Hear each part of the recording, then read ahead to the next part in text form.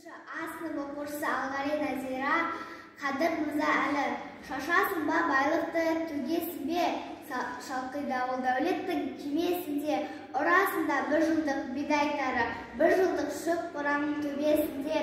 бәрі қонақ турада көлденеңде, ұзақ жолда шалдыққан шөлдегенде, әрбір үйге бір соғым, бір тория, әр балаға бір доқтыр кемдегенде, добыр асын кешата әшетпес деген, қуаныштас, үміттес, деттес көбі, әрбір